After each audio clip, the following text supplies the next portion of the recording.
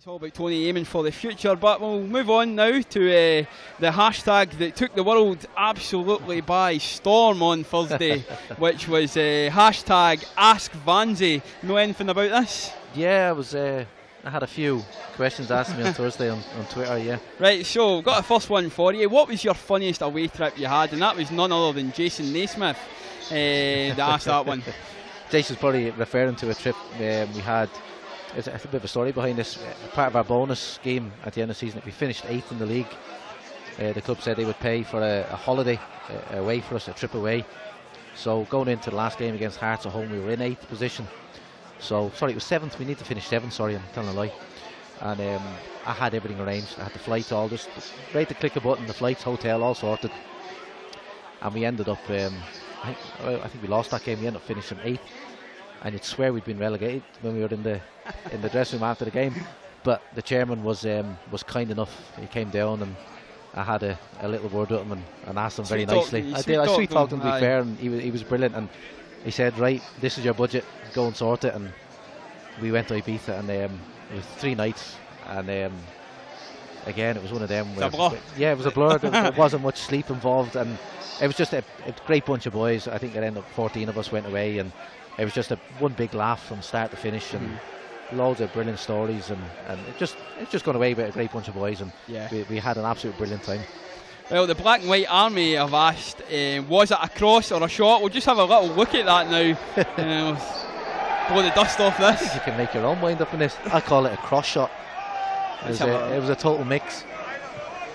There you go, look. Oh, I think that's totally deceived the keeper. He didn't know where to come or go there. I mean, if Messi scores that's world class, you know. The Sky Sports News will be playing that all night, aren't they? No, I'm being honest, I think it's obvious. It was a cross. Just thought to put it in an area for someone to get a flick on.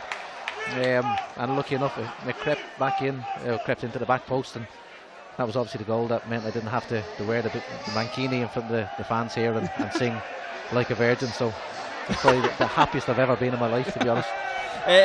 Chick Gibson on Twitter has asked, is it tough being a Dutch/Irish hunk? I mean, you must be batting the ladies off in your days gone by with that. The reputation, it's obviously a very tough one to live up to.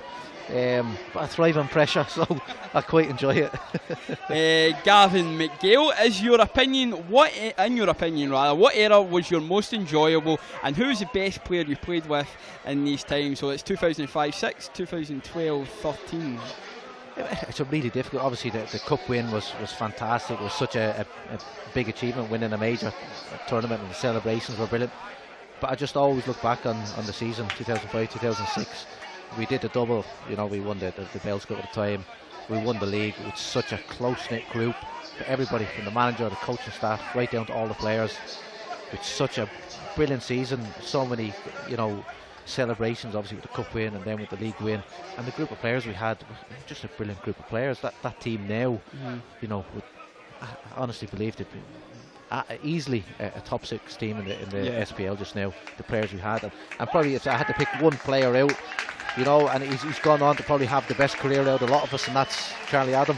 He went down south. He's still playing the Premier League. He's outstanding with Blackpool. Got moved to Liverpool. And then went on to Stoke. He was outstanding that year for us. If we needed a goal from somewhere, Charlie would pop up and do something brilliant.